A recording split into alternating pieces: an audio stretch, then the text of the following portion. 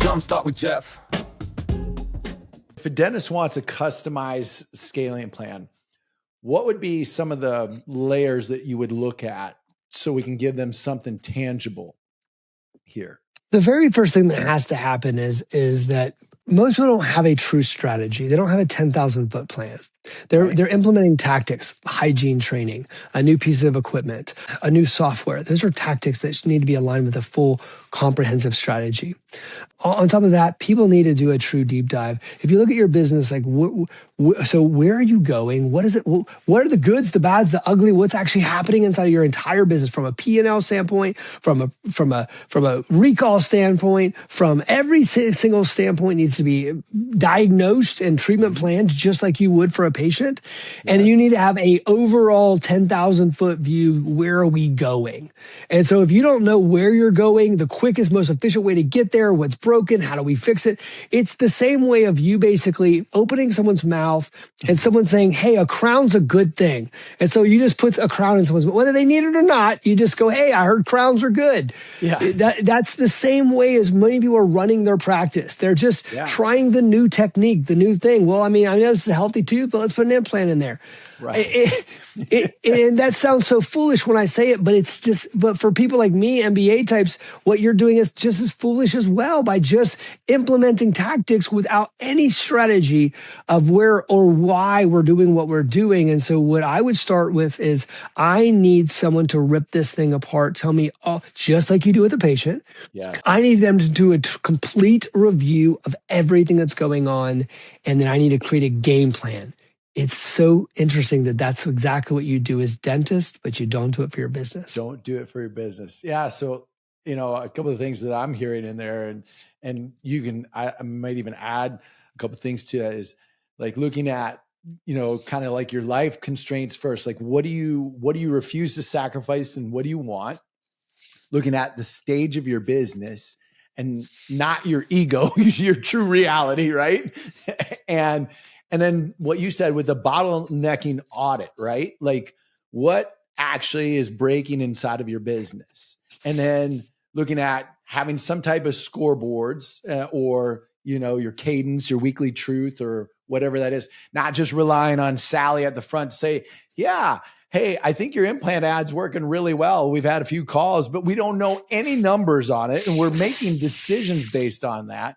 And then again, also too, coming into being decisive, like who owns what inside of the practice, like who's assigned what role and having clear roles and definitions for those individuals. Because it's funny. I had a doctor say to me, he said, well, I'm going to fire my marketing company. I said, why are you going to fire them? And he said, well, it's not working. I had my vibe board. I wrote down working. You said working. I'll write it down. What does working mean? I said, how many leads did you get last month? He says, I don't know. I said, let's find out. It's 178 leads. I said, great. Who's calling them? He said, well, Susie calls them. I said, oh yeah. What's Susie's job? He says, office manager. I said, okay. So what is her process? Well, she calls every lead 4 times and texts every lead 4 times. And so Susie comes in the room. I said, hey, go get Susie. Susie says, yeah, I do that. She walked out the room and I looked at the doctor and said, she's lying, right? Yeah. I was like, it's not her fault. Yeah. There's no possible way. She is texting and calling 107. Go do that yourself and find out how. 4 of each. Yeah. There's no way. And on top of that, what about the month before? Those follow-ups. And I was like, there's no possible way that's happening.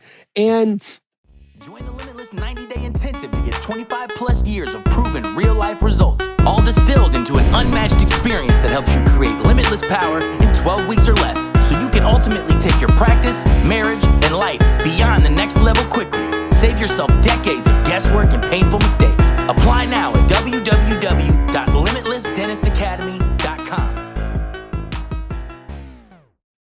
And I was like, so anyhow, long story short, we redesigned it. And then guess what? The next month, he got 76 Invisalign starts. And this was a company he was about to fire, which is crazy. Yeah. So when we talk about this stuff, what I'm saying is, you don't think that's a leadership problem, but it actually is. And the truth is, he had delegated his responsibility to somebody who was not qualified. He promoted her to a position of incompetence, and then ultimately was going to get frustrated with her, or just said, I'll trust her, but she has no marketing background, doesn't know what to look for. It's not, and it's not her fault. And then all of a sudden they were about to fire the marketing company. I was like, that's in the same marketing. They're doing great. I was like, they got 178 leads for you last month. Then the marketing company goes, this is crazy. But then what ends up happening is when you talk to your friends, you go, yeah, they blamed it on my team. It's now look, sometimes it is the marketing company's fault, but oftentimes it's internal. So all of these things, all of the things we look at and scale, gosh, it's your organization, it's your foundation. But I would go back, to the whole thing and say, look, if the doctor had looked at themselves, built the right organization, the right structure, the right whatever, none of that would have happened. Well, and you're exactly right. I mean, you look at it like we will spend 100 to 150K on a CBCT, but we won't spend 30 minutes on defining roles and putting the right people in the right places. It's crazy to me. That's like buying a jet and never taking the time to build the fucking runway. It's like, come on. Stop looking at what everyone else is doing. The average dental practice in the United States grows at 2.5%. It doesn't even outpace inflation. I know you think it does, but it doesn't. Acquisition doesn't mean profitability. You can still acquire practices. You can have 5 of them. I just came across an organization with, I'm just going to say, over 10 locations. They came to and basically asked Tower for some help. Over 10 locations just came in, over 10 locations, and less profit than $1 million location, $1 million location. So when you see the world and you have a perception, it's like the guy that drives down the street and has a Ferrari or whatever it is, you don't know. Maybe he bought it cash. Maybe he's in debt up to his ears. You don't know. And so the truth is that quit looking at what everybody else is doing. Stop looking at everybody else's practice. Stop listening. By the way, don't listen to people who are less successful than you. That's the craziest thing in the world. And then, if you want to ultimately grow, be part of organizations that can help you get there.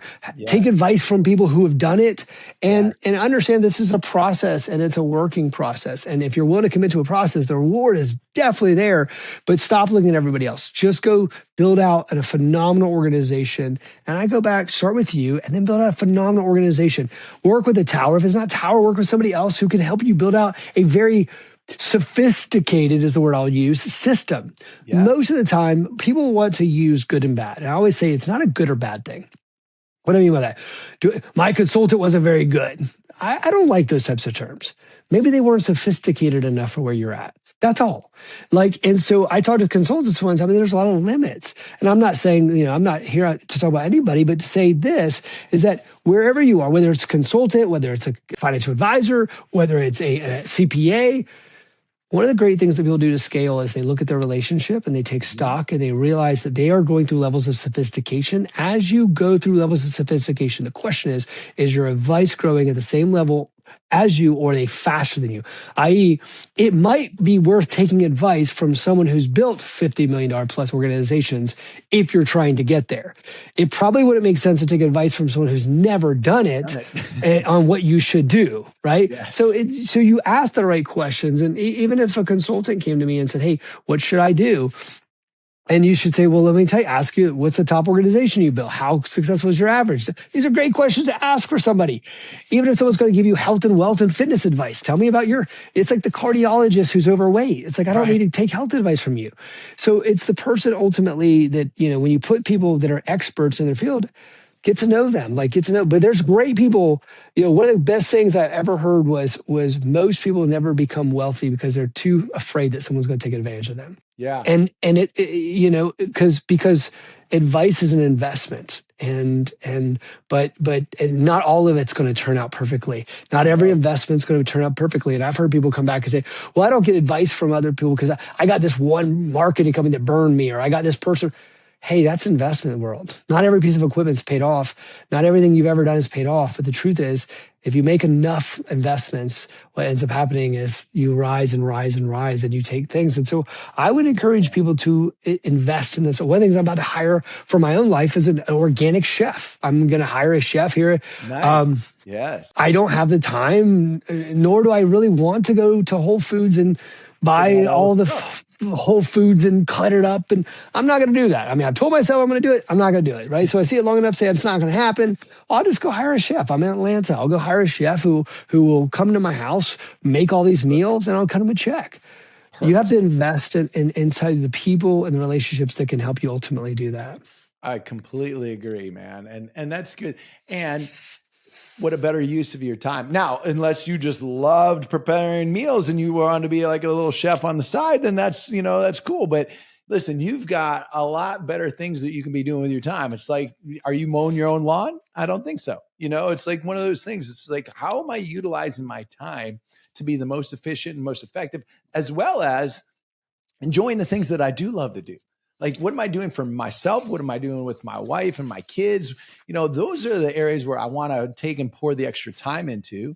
Like, I love great food, but I don't want to spend 2 hours maybe meal prepping when I could actually be spending that doing stuff with my wife and my kids and enjoying that time. That's way more valuable to me, because at the end of the time, look, all we really have at the end of the time is the adventures and memories that we create. So I want to be putting in time to do that.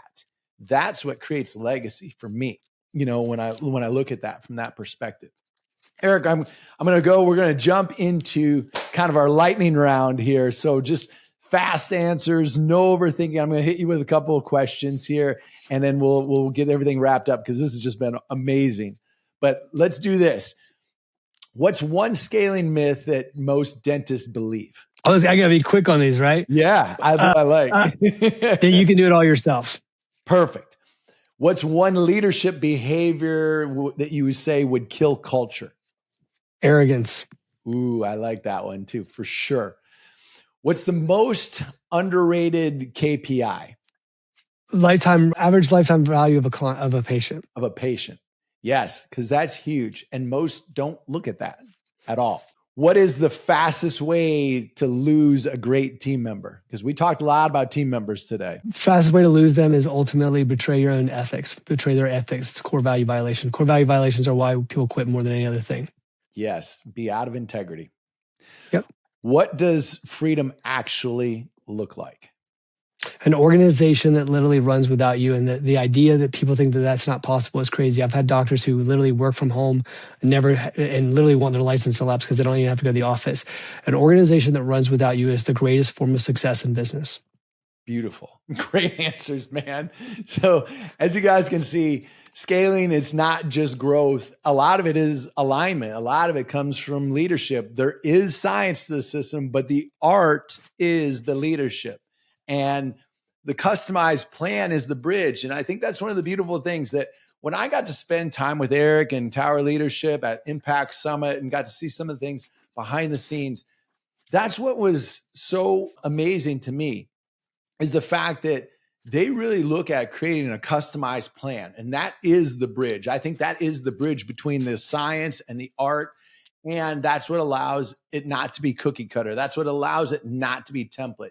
That's what allows it to be like, okay, what matters to you?